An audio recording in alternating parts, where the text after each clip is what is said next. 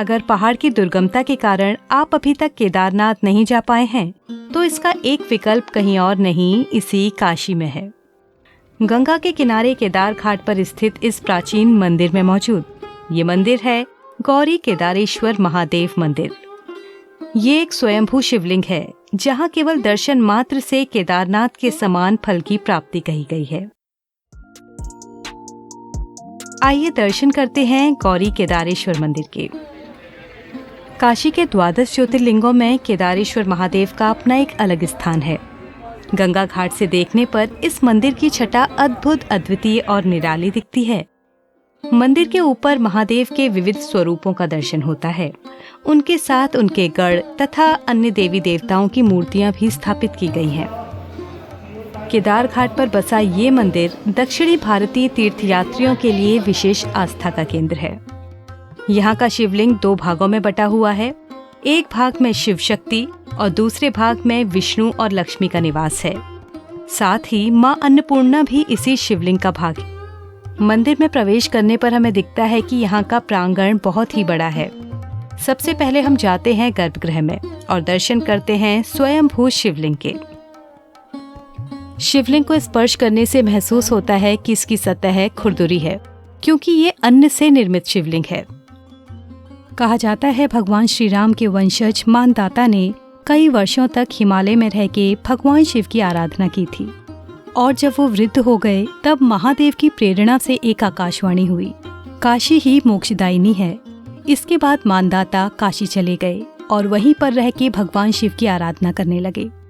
एक बार मकर संक्रांति के अवसर पर उन्होंने भगवान शिव को खिचड़ी का भोग लगाया और वो खिचड़ी शिवलिंग में बदल गई।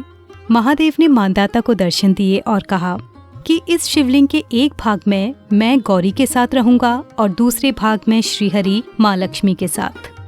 क्योंकि ये शिवलिंग अन्न से निर्मित है तो इसमें अन्नपूर्णा भी निवास करेंगी। ऐसा माना जाता है कि जो लोग हिमालय की दुर्गम परिस्थितियों में केदारनाथ के दर्शन नहीं कर पाते, उन्हें यहाँ दर्शन करने से समान पुण्य मिलता है। मंदिर में गर्भगृह के चारों ओर बरामदा है, जिसमें क्रमबद्ध शिवलिंग, समूहों में मंदिर और अलग अलग देवताओं को स्थापित किया गया है। मंदिर में प्रदक्षिणा पथ पर कई मंदिर हैं, जिसमें मुख्य रूप से बटुक भैरव मंदिर, पंच पांडव, 56 विनायक में से एक विनायक, बद्रीनाथ, विष्णु का दशावतार, पशुपतिनाथ, रामेश्वर महादेव और मीनाक्षी देवी का मंदिर प्रमुख है। मान्यता है कि तमिलनाडु के मदुरई में मीनाक्षी देवी के दर्शन का जो फल मिलता है, वहीं यहाँ के मीनाक्षी देवी के दर्शन का पुण्य भी है।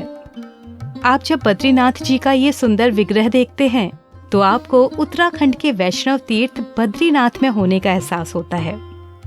इस एक मंदिर में कई तीर्थ समाये हुए हैं। यहाँ इस मंदिर का एहसास यकीनन ही पुरातन महसूस होता है। यहाँ ज्यादातर दर्शनार्थी दक्षिण भारत से होते हैं, क्योंकि 7वीं शताब्दी में तमिलनाडु के संत स्वामी कुमार गुरु काशी आए थे और उन्हीं ने मंदिर और घाट दोनों का जीर्णोद्धार किया और दक्षिण भारतीय भक्तों के लिए कुमार स्वामी मठ की स्थापना की।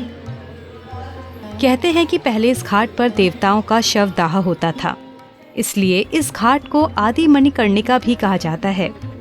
यही वजह है कि इस घाट को और भी पवित्र मानकर श्रद्धालु अपने पितरों का पिंडदान करने यहाँ आते हैं। एक मान्यता चली आ रही है कि यदि कोई केदार घाट के अंतर्गत शरीर त्यागता है तो उसे भैरवी यातनाएं नहीं सहनी पड़ती। मान्यता ये है कि जो लोग केदारनाथ नहीं जा पाते, उनको यहाँ गौरी केदारेश्वर के दर्शन करने पर भी समान ही पुण्य फल मिलता है तथा वे जन्म जन्मांतर के पापों से मुक्त हो जाते हैं। आशा करती हूँ आपको गौरी केदारेश्वर मंदिर की ये जानकारी जरूर अच्छी लगी होगी। अगर हाँ, तो आप कमेंट सेक्शन में हर हर महादेव जरूर लिखें और साथ ही साथ इस वीडियो को लाइक करें, शेयर करें और चैनल को सब्सक्राइब करना ना भूलें। मिलते हैं एक नई वीडियो के साथ, तब तक के लिए हर हर महादेव।